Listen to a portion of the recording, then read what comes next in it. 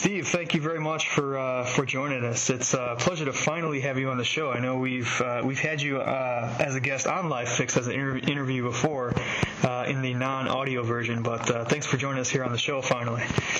Sure, Chris. Glad to be here. And the book No Air Guitar Allowed came to be when, or the name I should say came to be when I saw 5 guys at a House of Blues Ted Nugent show, probably about 55, 60 years old, playing the worst air guitar I'd ever seen in my entire life. And I said, that has got to be the name of the book. Because I think everything we do as fans, badly leads to that. So all these concert characters that we kind of maybe become or maybe we're one all the time kind of leads to that. And that's kind of how I came up with the name for the book, No Air Guitar Allowed.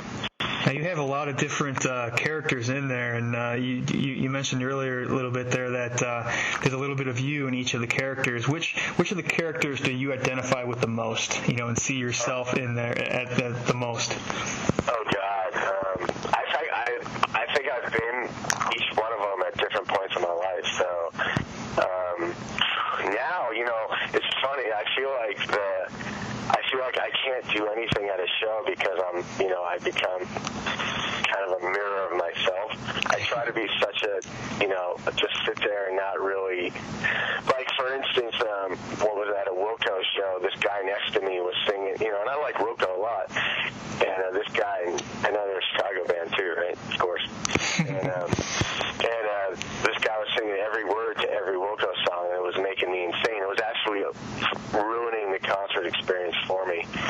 So I said to myself, I will never, ever, ever do that again at a show. I'll never sing out loud, even if I do know every word, unless the singer requests for us to do that.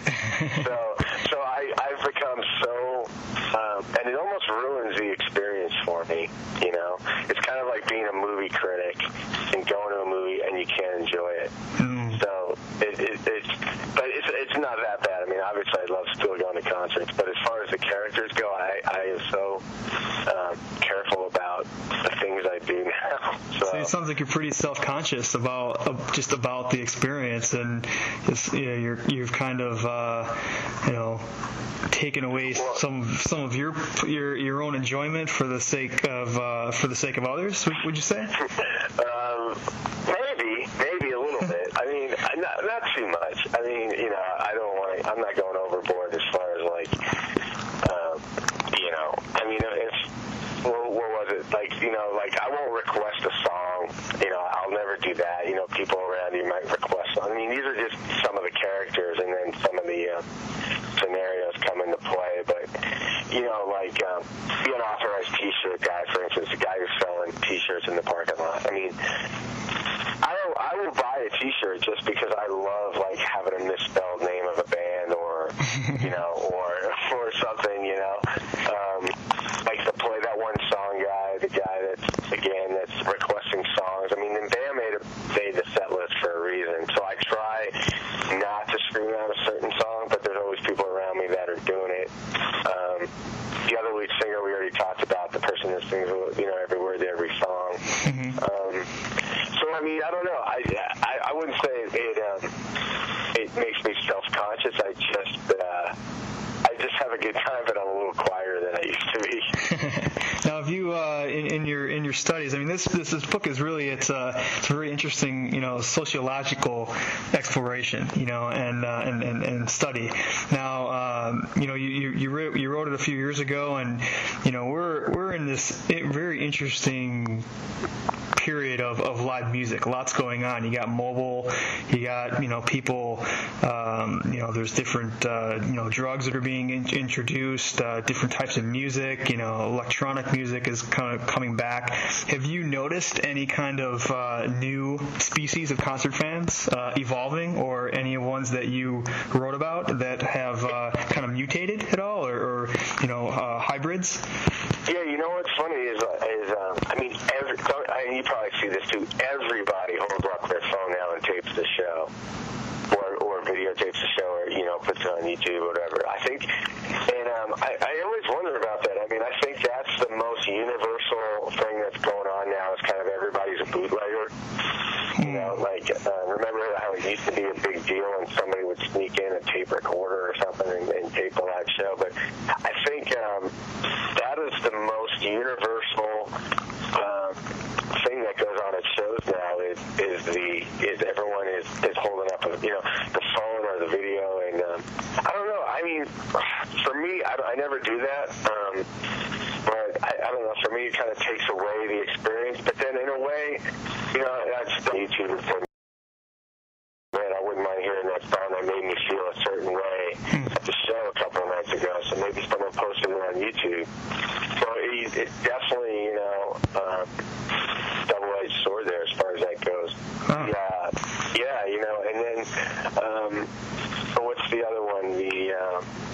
The cell phone and the lighter, that cracks me up. 'Cause I'm a little bit older, so again with the cell phones, everybody's holding up cell phones now. You never see lighters anymore. It's always cell phones, and I don't know. That's kind of to me, and I may sound like I'm an old fuddy-duddy or something, whatever.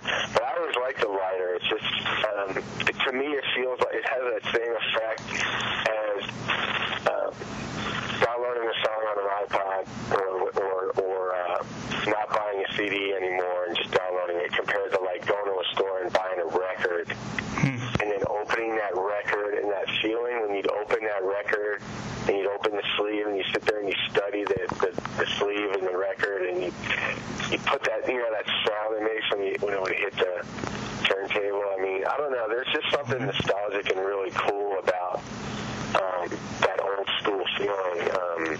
On that, at what point do you bring your kids to shows, and how have you worked through that?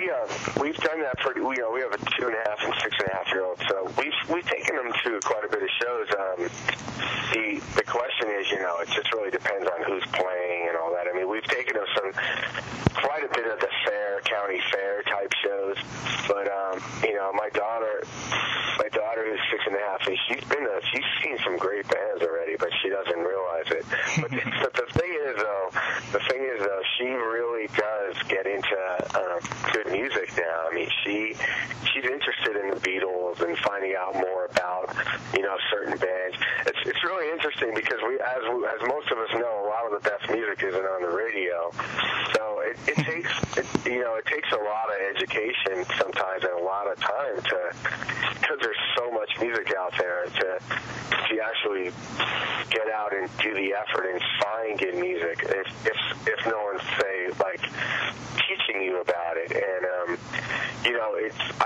I find myself trying to teach my daughters, again 6.5, about bands that Elvis and Chuck Berry and Jimi Hendrix and Beatles and all these phenomenal bands, and what we watch Ed Sullivan's show, and I try to actually really educate her about good music and why it's good music, and so when we take them to shows or take them to live shows, she'll ask questions about the band and what kind of music this is, and why are the people acting this way, and why is this good music, or it's really, I mean, for instance, she knows all the words to every song on the Noel Gallagher solo CD. I mean, it's like the most random thing ever, but she knows all the songs. So I mean, from Oasis. So we try really hard to actually expose them to good music. Of course, it's subjective, but I don't know. There's ways to do that. As far as taking them to shows, though, I mean, you just got to be really careful. I mean, obviously we use earplugs, and we took her to Neil Diamond, just there you go. as a goof. But then she's also seen Blue Oyster Cult, so we kind of go to the opposite sides of the spectrum. Now, is there any point? Sorry, go ahead. No, go ahead. Yeah, is there any point where you've sat her down and taken her through your book and said, hey, there'll be a time when you go to a show by yourself, look out for this character, or look out for this. Have you taken her through the book, and is that kind of wisdom being transferred, or? Yeah, absolutely. I want her friends. I want her to tell her friends at school so the parents buy it. But, Yeah, I mean, I'm a little like, I mean, I don't really teach her about the wasted guy and the, the chicks screaming in the limos and stuff. Oh no, wait, actually, I did teach her a little bit about that, not to do that. But the Margarita Woo crew, of course. But we actually go through the book because the books, the characters are all illustrated, so the kids do get a kick out of it. It's funny, I have to, make the stories about each character pretty G-rated, because some of them get, a little bit out there. But yeah, I mean, she enjoys it, so we have fun with it. Have they ever asked, Daddy, which one of these have you been at some of your favorite shows? Yeah, well, some of the characters, I think in the book we kind of look like me, so maybe the ones that kind of the illustrator just I don't know how to get kind of doing that. But yeah, she knows that we buy like the fake T-shirts because there might be less money or whatever, or something like that, or she knows we'll have a beer or two at a show. She's seen the Beer Woo crew and the Wasted Guy and the Dr. Jekyll and Mr. Hyde. Well, it's been a busy summer for you. A lot of shows. I know you've been to some good shows. What have been some of your favorite shows so far this summer? Let's see. We saw the Van Halen tour. That was pretty good. I thought they were great. Yeah, I think it's Eddie's first show he's done, our first tour he's ever done sober. Wow. They're saying it's been 35 years. That was a good show. I really liked that show. I liked seeing David Lee Roth, and that was a fun show. And was that before they canceled their tour? Yeah, we were lucky because they canceled their tour at the end of June, and we got to see them June 14th. Oh, there you go.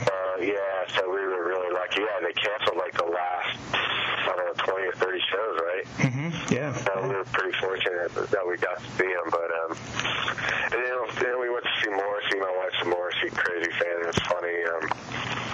Every day is like Sunday, one of her favorite songs. She said that she was going to start crying if he's, for whatever reason, when he plays it. And of course, she started crying. And I don't know. I'm a Morrissey fan.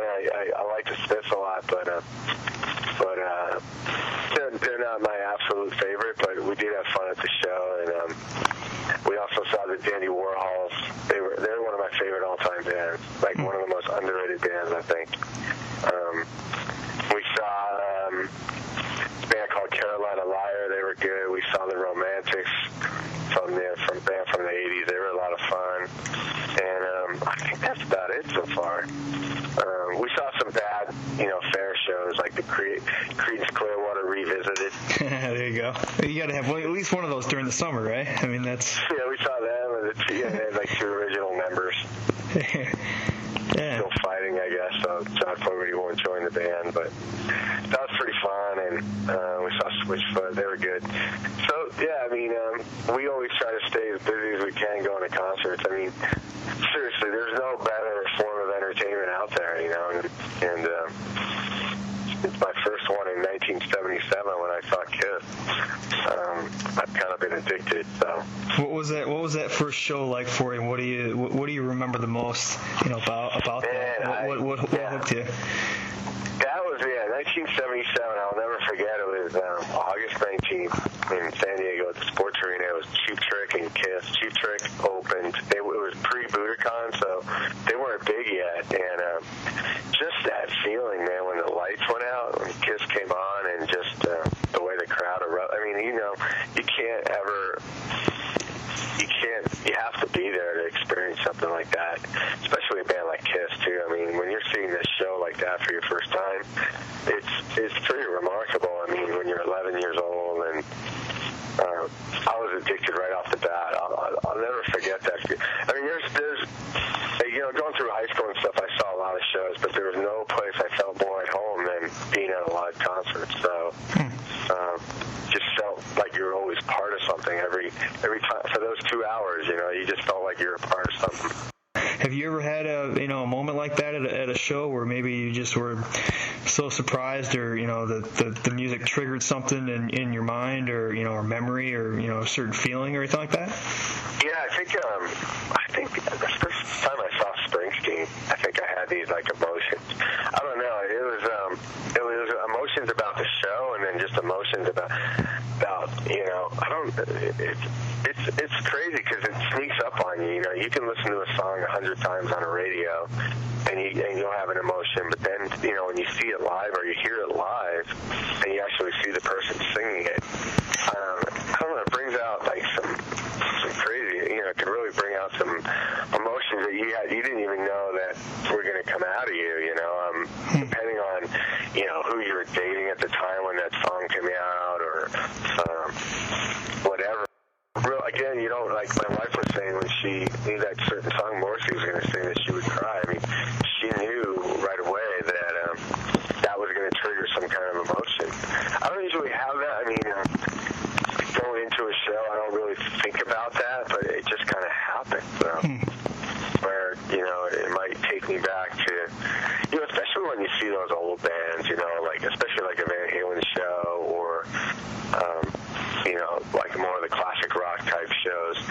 Usually, you know, those songs, you know, what's funny is, like, I have this saying, like, even though a song was, you know, was popular, doesn't mean it's a good song, you know? You know what I mean? Like, some bands will, just because they have a few hits doesn't mean it was a good song, but you might identify with that song just because you heard it so much. So, you can hear, you know, you could be at REO Speedwagon at a fair, and they start playing I Can't Fight This Feeling, which is, you know, a pretty tough song to get through in 4 minutes, to have to listen to that whole song again. Right.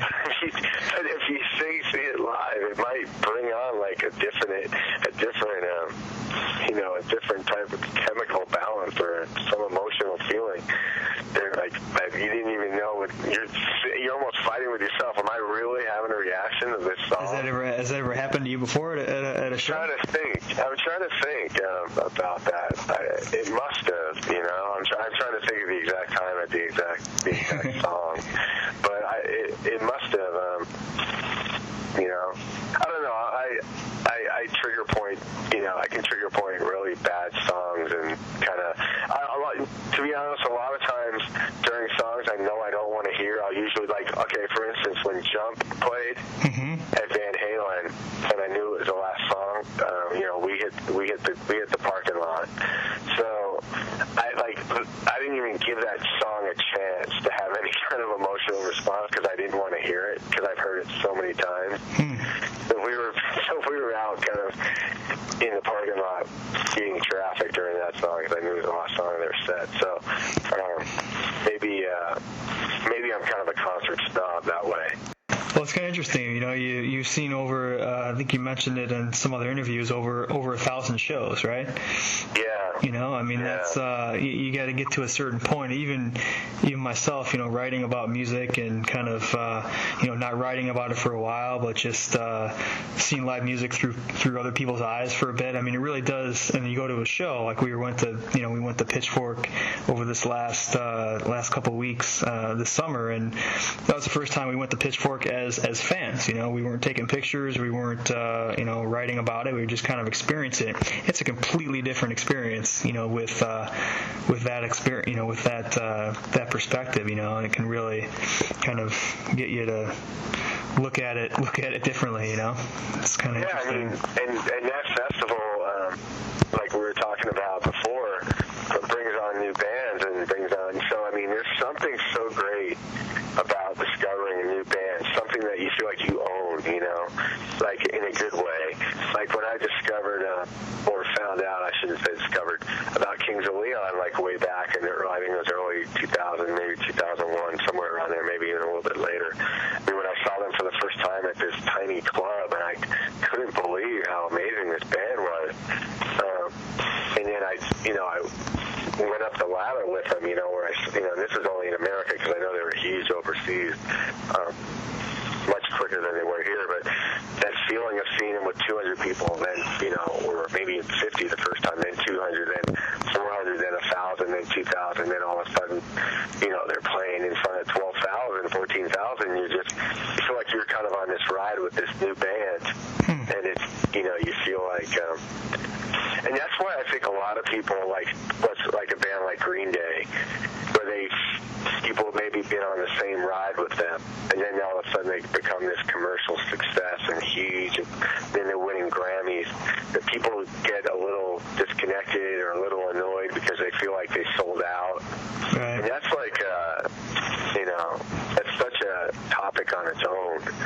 you know, I remember back in the 80s, the big thing was like Mellencamp not selling his music to, you know, to Ford or somebody like that, or Springsteen never selling his music to an ad or a TV commercial or something. And then nowadays, it's so different. I mean, you hear the Who all over commercials, and you'll hear, you know, the Beatles because Michael Jackson bought the rights to all of their music, so he's his company or whatever who owns his rights to all the Beatles songs. You know, you start hearing their stuff all over the commercials, and because these guys have no avenues, you know, they're not getting on the radio anymore. So I don't know, it's kind of flip-flopped a little bit where the whole industry has changed in that way. Yeah, it's all, you know, it's amazing. I mean, it's all come back to the live show. You know, I mean, that's really what is separating bands. I mean, they can't, you know, it's turned around the other way. You know, now you tour to promote a record. You know, it's not the other way around. You know, it's right. Yeah, like it's remember in the 70s, you know? people would tour to break. They'd make money on their albums and tour to break even. You know, right. And now it's, you know, every band there is goes out, you know, and or these summer tours of all these classic rock bands that have been, you know, they only like Pat Benatar's and the REOs and Styx, they always tour in the summers, probably to pay the rent, you know, and they might do their, you know, they might do their studio albums or they're on independent labels now, and they're you know, doing their more what do you call it? They're more the stuff they want to do, I should say, you know, during the year, and then they have to pay the rent in the summer. I mean, you read articles about bands that, you know, they just tour just so they can, you know, like Crosby, Stills and Nash, and, you know, or Crosby, Stills and Nash would say, you know, how they would tour just so they can pay the rent. You know, they're not playing a lot of new stuff. Or the Eagles too. They would talk about how they get bored of playing their hits, but you know, it's interesting how. I mean, what does Tom Petty do now? You know, when he puts out an album, you know, when you're not going to get your new album on the air. I mean, it's kind of a different world out there. It's been fantastic, Steve, having you on the show. Yeah, I appreciate it, Chris. Thanks to you, and it's a great show. I'm really glad you had me back on.